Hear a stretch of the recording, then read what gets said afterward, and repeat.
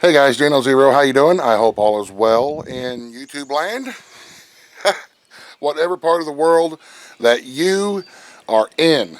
In my part of the world, we are going to be redoing our strawberry patches, and we thought we'd make a quick video about it and share with you a couple things that we have learned and what we are going to do.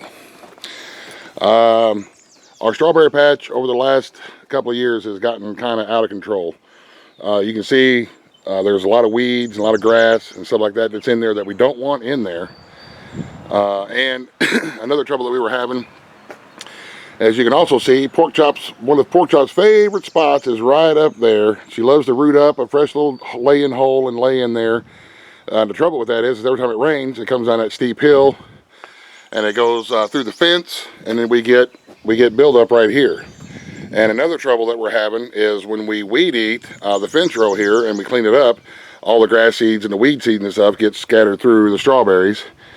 And I know that, invasion by weeds and grass is going to be inevitable to a certain point, but what we're going to try to do is we're going to try to take some of those cinder blocks that we scavenged from the old home place across the road when we tore it down, and we're going to try to put a backing in the bed, and then we're going to transplant and replant some plants. And over here on this other side, this whole patch over here is getting real spindly, and it just is not, it run its course. It's about 3 years old, this one is, and we're going to be filling it in once we clean out the rabbit barn, fill it in with some new fresh rabbit manure and some fresh dirt, and back this as well, and then replant it. Something else that I learned was, as you can see, when I planted these original plants, I started out with, I think, like a dozen or so original strawberry plants.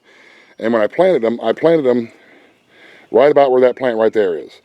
They weren't very far back, and we want the strawberry patch to be back about, I don't know, 2 feet or so.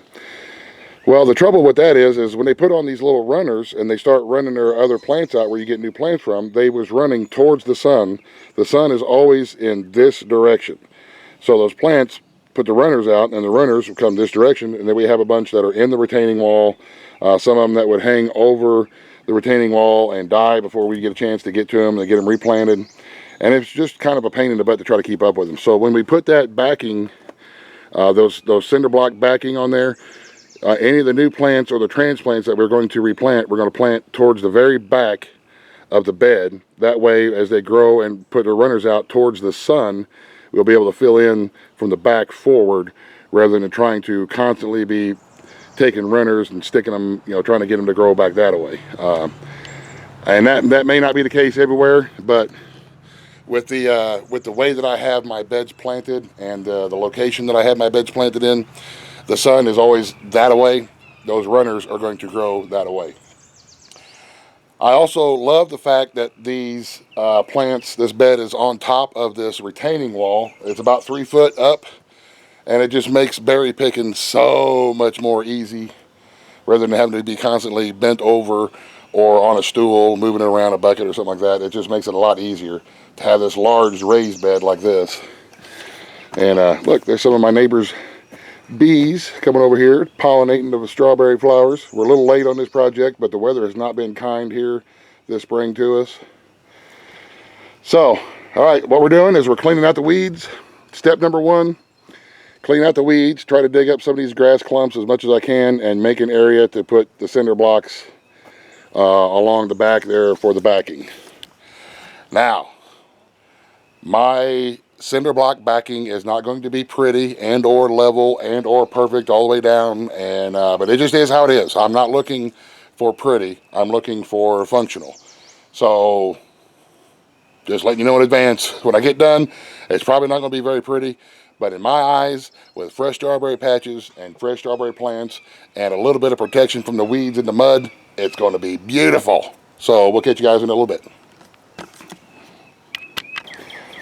Well guys, we've got it cleaned out, and we've got them cinder blocks running down along the back. Does it look like crap? Yeah, it does.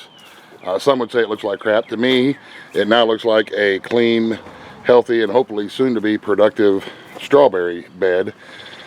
We got some more plants that we're going to be transplanting into these empty spots. We transplanted a few of them here into this spot here, and that is going to take care of the strawberry bed on this side of the outdoor kitchen here.